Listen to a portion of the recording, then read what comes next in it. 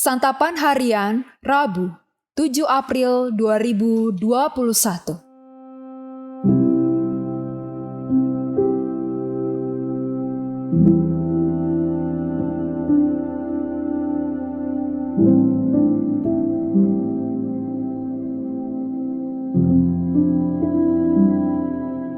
Inilah program Santapan Harian, sebuah program yang mengajak Anda menelusuri isi Alkitab, agar Anda menemukan makna firman Tuhan sesuai dengan konteksnya. Santapan Harian tertuju bagi Anda yang ingin memiliki kehidupan rohani yang segar, kuat, dan sigap.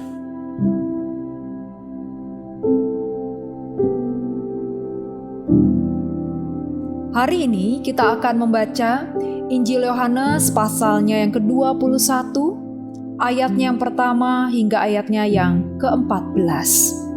Namun sebelumnya, mari kita berdoa. Berhembuslah Roh Kudus di tempat ini. Berhembuslah Roh Kudus dengan kuasa-Mu. Urapilah kami dengan firman-Mu, dan penuhilah kami dengan kehendak serta kebenaran firman-Mu. Di dalam kerendahan hati, kami memohon kepadamu, Kristus Yesus. Amin. Yohanes 21 ayat 1-14. Kemudian Yesus menampakkan diri lagi kepada murid-muridnya di pantai Danau Tiberias, dan ia menampakkan diri sebagai berikut. Di pantai itu berkumpul Simon Petrus, Thomas yang disebut Didimus, Natanael dari Kana yang di Galilea, anak-anak Zebedeus, dan 2 orang muridnya yang lain. Kata Simon Petrus kepada mereka, "Aku pergi menangkap ikan." Kata mereka kepadanya, "Kami pergi juga dengan engkau." Mereka berangkat lalu naik ke perahu. Tetapi malam itu mereka tidak menangkap apa-apa. Ketika hari mulai siang, Yesus berdiri di pantai. Akan tetapi murid-murid itu tidak tahu bahwa itu adalah Yesus. Kata Yesus kepada mereka, "Hai anak-anak, adakah kamu mempunyai lauk pauk?" Jawab mereka, "Tidak ada." Maka kata Yesus kepada mereka, "Tebarkanlah jalamu di sebelah kanan perahu, maka kamu akan memperoleh." Lalu mereka menebarkannya dan mereka tidak dapat menariknya lagi karena banyaknya ikan. Maka murid yang dikasihi Yesus itu berkata kepada Petrus, "Itu Tuhan." Ketika Petrus mendengar bahwa itu adalah Tuhan, maka ia mengenakan pakaiannya, sebab ia tidak berpakaian, lalu terjun ke dalam danau. Murid-murid yang lain datang dengan perahu karena mereka tidak jauh dari darat, hanya kira-kira 200 hasta saja, dan mereka menghala jala yang penuh ikan itu. Ketika mereka tiba di darat, mereka melihat api arang dan di atasnya ikan dan roti. Kata Yesus kepada mereka, "Bawalah beberapa ikan yang baru kamu tangkap itu." Simon Petrus naik ke perahu lalu menghala jala itu ke darat, penuh ikan-ikan besar, 153 ekor banyaknya. Dan sungguh pun sebanyak itu, jala itu tidak koyak. Kata Yesus kepada mereka, "Marilah dan sarapanlah." Tidak ada di antara murid-murid itu yang berani bertanya kepadanya, "Siapakah engkau?" Sebab mereka tahu bahwa ia adalah Tuhan. Yesus maju ke depan, mengambil roti dan memberikannya kepada mereka. Demikian juga ikan itu. Itulah ketiga kalinya Yesus menampakkan diri kepada murid-muridnya, sesudah ia bangkit dari antara orang mati.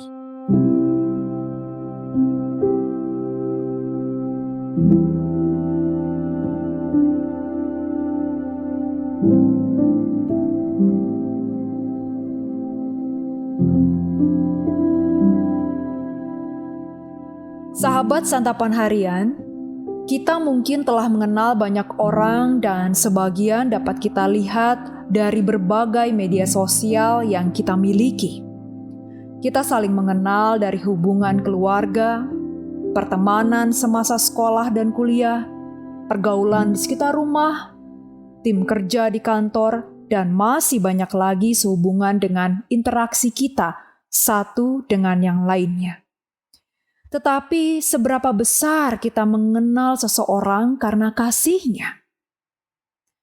Dalam pembacaan teks kita pada hari ini, kita dapat menemukan hal penting yang diulang sebanyak 3 kali, yaitu frasa, "Itu Tuhan," atau "Itu adalah Tuhan." Tetapi sejauh mana para murid mengenal Yesus diawali oleh satu orang murid yang disebut sebagai murid yang dikasihi Yesus, yaitu Yohanes. Di antara murid yang ada pada saat itu, Yohaneslah yang paling peka merasakan kehadiran Yesus. Penekanan tentang murid yang dikasihi Yesus ini bukan sebagai pembeda antara Yohanes dengan para murid lainnya. Tetapi hal ini mau menjelaskan pentingnya seseorang mengenal Yesus karena dirinya dikasihi oleh Yesus. Sebagai orang yang mengenal bahwa dirinya dikasihi Yesus, Yohanes mengenal lebih jauh daripada murid-murid yang lain. Injil Yohanes juga mencatat Marta, Maria, dan Lazarus sebagai orang-orang yang dikasihi Yesus. Pentingnya menekankan hubungan kasih dengan Tuhan, membuktikan karya Yesus dalam diri kita, dan sejauh mana respon kita terhadap kasih-Nya. Lalu, apakah kita akan mengatakan hal yang serupa tentang diri kita sebagai orang yang dikasihi Yesus? Sejauh mana kita mengenalnya? Karena kasih-Nya itu. Karena kasih-Nya lah kita digerakkan untuk percaya dan mengenalnya. Karena itu juga kasih kita kepada Yesus seharusnya lebih dari kasih kita terhadap apapun. Lebih dari makanan atau nafkah yang kita cari dan juga dapatkan. Bahkan, harus lebih dari kasih kita kepada manusia siapapun. Marilah kita terus belajar untuk mengenal kasih setia Tuhan yang tidak pernah berubah. Belajar untuk dapat semakin mengenal pribadinya, sehingga semakin hari kita dapat semakin mengasihi Yesus dengan semakin sempurna. Mari kita berdoa. Kami ingin semakin dekat dan mengenal Engkau ya Tuhan. Walau batu derita kerap kali menjatuhkan kami, namun dengan kekuatan dan kasih-Mu, Engkau menopang kami. Jiwa kami berseru dekat kepadamu. Inilah doa kami. Ingin selalu dekat dan mengenal Engkau, serta meneladani kasih-Mu. Dalam dekapan kasih-Mu ya Yesus, kami berserah. Amin.